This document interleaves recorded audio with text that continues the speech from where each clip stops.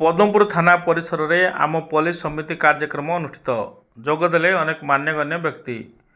ରାୟଗଡ଼ା ଜିଲ୍ଲା ପଦ୍ମପୁର ଥାନା ପରିସରରେ ଆଜି ସୋମବାର ସନ୍ଧ୍ୟା 6ଟାରୁ 7ଟା ପର୍ଯ୍ୟନ୍ତ ଆମ ପୋଲିସ ସମିତି କାର୍ଯ୍ୟକ୍ରମ ଅନୁଷ୍ଠିତ ହୋଇଯାଇଛି।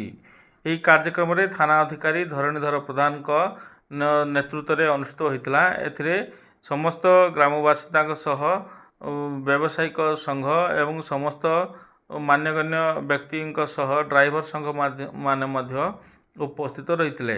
ତେବେ ବିଶେଷ କରି ପଦ୍ମପୁର ଅଞ୍ଚଳରେ ଲାଗି ରହିଥିବା ବିଭିନ୍ନ ସମସ୍ୟା ଏବଂ ଏଥିସହ କାର୍ଯ୍ୟକ୍ରମରେ ପୋଲିସ ଜନତା କିପରି ସୁସମ୍ପର୍କ ରହିବ ଏବଂ ପୋଲିସ କିପରି ସାଧାରଣ ଜନତାକୁ ଉଚିତ ନ୍ୟାୟ ଦେବ ଏନେଇ ଏଠାରେ ଆଲୋଚନା ହୋଇଥିଲା। ବିଶେଷ କରି ଅସାମାଜିକ ବ୍ୟକ୍ତିଙ୍କ ଉପରେ ନଜର ରଖିବା, ଟ୍ରାଫିକ୍ ସମସ୍ୟାକୁ ଦୂର କରିବା, ସ୍ଥାନୀୟ ସୁନାରଗାଈ ଛକରେ ପୋଲିସ ମୁତୟନ ହେବା ଏବଂ ଡ୍ରେନ୍ ଉପରେ ଯେଉଁ ଦୋକାନୀ ଉଠା ଦୋକାନୀ ଗୁଡ଼ିକ ବସୁଛି ସେମାନଙ୍କୁ ଅନ୍ୟତ୍ର ସ୍ଥାନାନ୍ତରିତ କରିବା, ଏଥିସହ ରାତ୍ରିକାଳୀନ ପେଟ୍ରୋଲିଂକୁ କଡ଼ାକଡ଼ି କରିବା ଏଠାରେ ଆଲୋଚନା ହୋଇଥିଲା।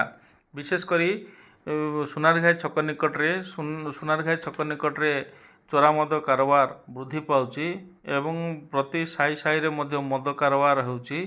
ଏଥିପାଇଁ ପୋଲିସ ପ୍ରଶାସନ ଏଥିପ୍ରତି ଦୃଷ୍ଟି ଦେବା ପାଇଁ ଅନେକ ମାନ୍ୟଗଣ୍ୟ ବ୍ୟକ୍ତି ମଧ୍ୟ ପୋଲିସ ସହିତ କଥାବାର୍ତ୍ତା ହୋଇଥିଲେ। ତେବେ ଆଗାମୀ ଦିନରେ ପୋଲିସର ଟ୍ରାଫିକ୍ ସମସ୍ୟା ଏବଂ ବସ୍ ଗୁଡ଼ିକ କିପରି ବସ୍ଷ୍ଟାଣ୍ଡ ନଥିବା ଫଳରେ ରାସ୍ତାରେ ରହୁଛନ୍ତି ଏସବୁ ସମସ୍ୟା ଦୂର ହେବ ଏନେଇ ଏଠାରେ ଆଲୋଚନା ହୋଇଥିଲା। ବିଶେଷ କରି ରାତ୍ରିକାଳୀନ ପେଟ୍ରୋଲିଂକୁ କଡ଼ା କରିବା ପାଇଁ ମଧ୍ୟ ଏଠାରେ ସାଧାରଣରେ ଆଲୋଚନା ହୋଇଥିଲା। ଏହି ସମୟରେ ସ୍ଥାନୀୟ ସରପଞ୍ଚ, ବ୍ଲକ ଉପାଧ୍ୟକ୍ଷ ଏବଂ ଅନେକ ମାନ୍ୟଗଣ୍ୟ ବ୍ୟକ୍ତିମାନେ ମଧ୍ୟ ଉପସ୍ଥିତ ରହିଥିଲେ।